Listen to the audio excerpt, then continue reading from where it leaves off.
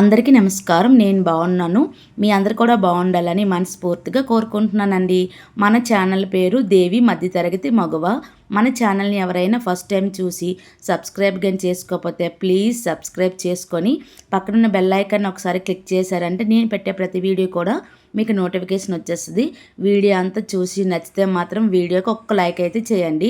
అదేంటమ్మ తల్లి స్టార్టింగ్లోనే అడుగుతున్నావా అని అనుకుంటున్నారేమో. అడిగితే కానీ అమ్మాయిని అన్నం పెట్టదు కదండి. అందుకేనండి మన ఛానల్ నేమ్ అనేది బయటికి తెలియాలి కదా, అందుకని స్టార్టింగ్లోనే చెప్పాను. ఇక వీడియోలోకి అయితే వెళ్ళిపోదామా అనండి. ఇంకా డబ్బాలో బియ్యం అనేవి నిండుకున్నాయి. ఇంట్లో బియ్యం ఉన్నాయి కానీ డబ్బాలో బియ్యం అయితే నిండుకున్నాయి. ఇంకా ఆ బియ్యం తీసి డబ్బాలో వేస్తే కానీ నాకు వంట అవ్వదు. ఇంక నేనైతే ఫ్రెష్ అవ్వడానికి వెళ్ళాను. ఇక మా వారు అనేది ఇంకా డబ్బాలో బియ్యం వేసి బియ్యం డబ్బా వేరేగా ఉంటుంది కదండి. మాకు బియ్యం అనేవి ధాన్యం సంవత్సరానికి ఒకసారి ఆడించుకుంటాను. 25 కేజీలక 25 కేజీలకు మూటలు కట్టేస్తాను. ఆ మూట ఒక మూట తీస్తే మాకు నెల 15 రోజులు అలాగ వస్తుంది. అది అయిపోయాక ఇంకోటి తీసి వాడుకుంటామండి. ఆ బియ్యం డబ్బాలో బియ్యం వేసే లోపు నేనైతే దీపారాధన కుందులు అవన్నీ తోమేసుకొని పువ్వులు గట్ట అలంకరణ చేసుకొని రెడీగా ఉంచుకున్నానండి. ఇంకా మా వారు అయితే బియ్యం అయితే వేస్తారు. ఇంకా లంచ్ బాక్స్ కూడా వండాలి కదండి.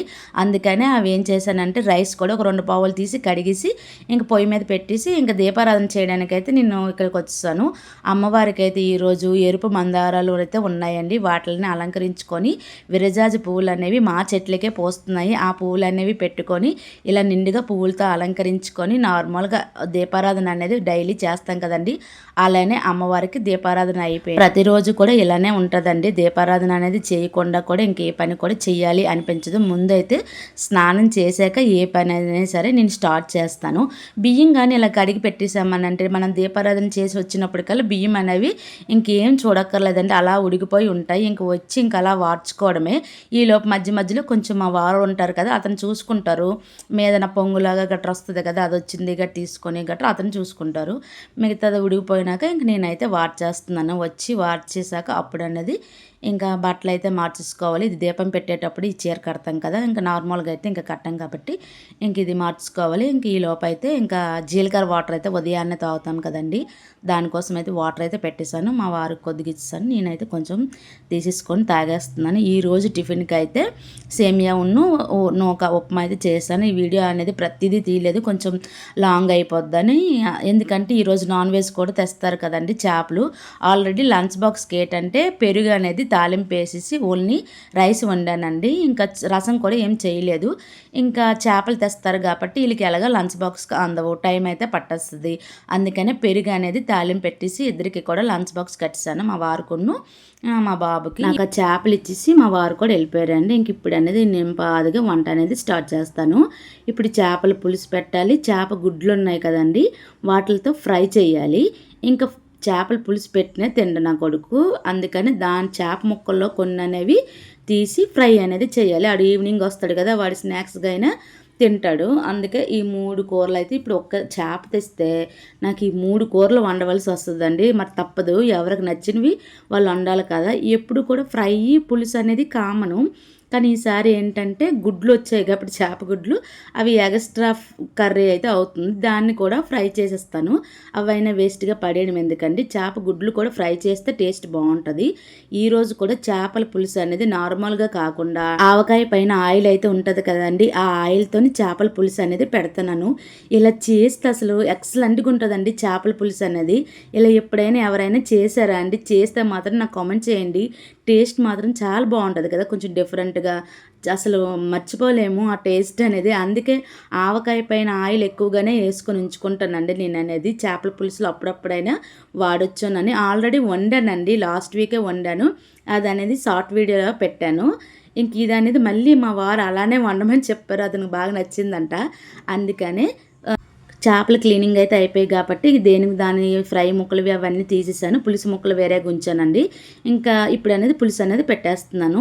చేప పులుసుకి కావాల్సింది ఆనియన్స్ అండి. ఒక 2 ఆనియన్స్ అనేది ముక్కలుగా కట్ చేసి మిక్సీ జార్లోన కచ్చపచ్చ మిక్సీ పట్టుకున్నాను. తర్వాత ఒక 3 టమాటాలు అనేవి మిక్సీ పట్టుకున్నాను, అవి కూడాను. ఆ 2 పక్కన పెట్టుకొని ఇప్పుడు అనేది కళాయి పెట్టుకొని దాంట్లో కొంచెం నార్మల్ ఆయిల్, తర్వాత కొంచెం ఆవకాయ ఆయిల్ వేసేసుకొని దాంట్లో కొంచెం మెంతులు వేసుకొని అవి కొంచెం బాగా వేగినాక ఇంకా మిక్సీ పట్టుకున్న ఉల్లిపాయలు ఉన్నాయి కదండి, పేస్ట్, కచ్చపచ్చ పేస్టు, అది కూడా వేసేసుకున్నాను. అది కొంచెం బాగా వేగినాక టమాటా పేస్ట్ కూడా ఉంది కదండి, అది కూడా వేసేసుకొని ఈ 2 బాగా వేగినాక అల్లం తెల్లుల్లి పేస్ట్ వేసానండి. ఆ క్లిప్ అనేది మిస్ అయింది వీడియోలోన. అది కూడా వేసేసుకుని ఆ 3 బాగా వేగినాక దాంట్లోనే కరివేపాకు, పచ్చిమిర్చి కూడా వేసేసుకున్నాను. ఈ మసాలాలంతా వేగినాక దాంట్లోన తగినంత ఉప్పు, కారం కరెక్ట్గా ఉండాలండి చేపల పులుసుకి, లేకపోతే టేస్టే బాగోదు. తగినంత ఉప్పు, కారం, పసుపు, ధనియాల పొడి వేసేసుకున్నానండి. వేసుకొని ఆ మసాలాలంతా బాగా వేగినాక చింతపండు రసం అనేది పిండుకున్నాను. దాంట్లో కొంచెం వాటర్ వేసుకొని ఇంకోసారి పిండుకొని చేప ముక్కలు అయితే ఉంటాయి కదండి, మనం ఏవైతే పులుసు పెట్టాలి అనుకుంటున్నామో ఆ చేప ముక్కలు 1 బై 1 వేసేసుకొని జస్ట్ ఒక 10 నిమిషాలు మూత పెట్టి ఉడకనివ్వాలి. 10 నిమిషాల తర్వాత ఇంక చేపల పులుసు మీద మూత పెట్టకూడదండి, తీసేయాలి. లేకపోతే నీచు వాసనలాగా వస్తుంది. చేపల మీద మూత పెట్టి ఉడకనివ్వకూడదు, తీసి ఉడకనివ్వాలి.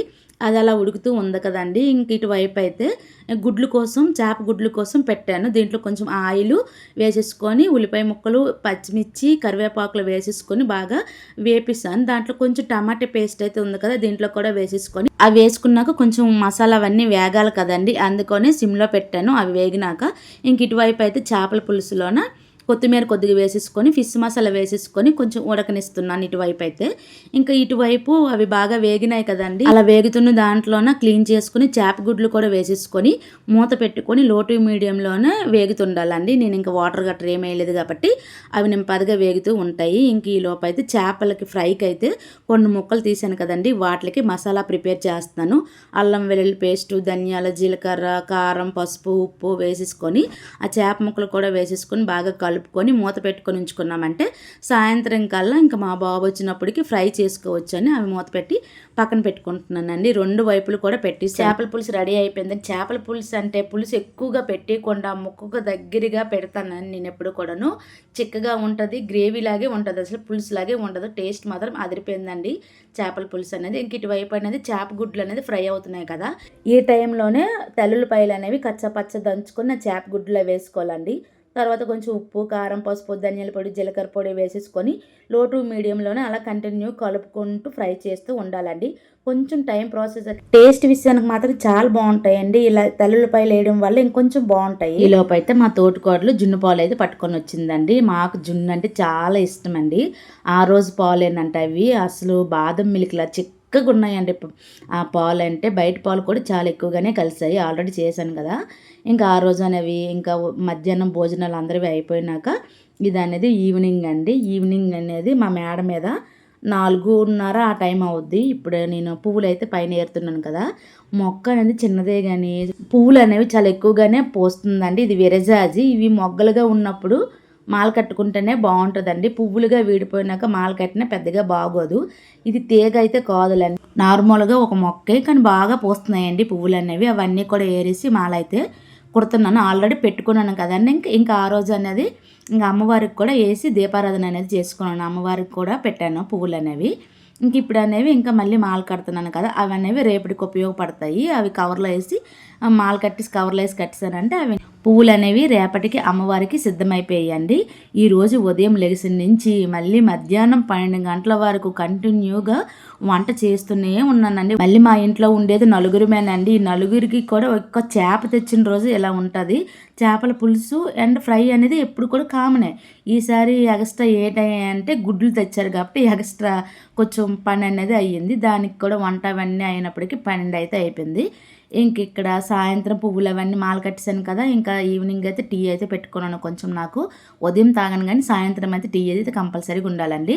ఇంకా జున్ను పాలు అయితే పట్టుకొని వచ్చింది కదా మా తోటికోడలు. ఇంకా నా కొడుకు ఆగుతాడే చెప్పండి, వాడి కోసం అనేది ఇలా పంచదార వేసేసి జున్ను అయితే చేశాను. మిగతా పాలు బెల్లం వేసి జున్ను చేద్దామని ఉంచానండి. ఈ రోజంతా వంటలతో ఇలా గడిచిందండి బిజీగా. వీడియో నచ్చితే ఒక లైక్ చేసి ప్లీజ్ సబ్స్క్రైబ్.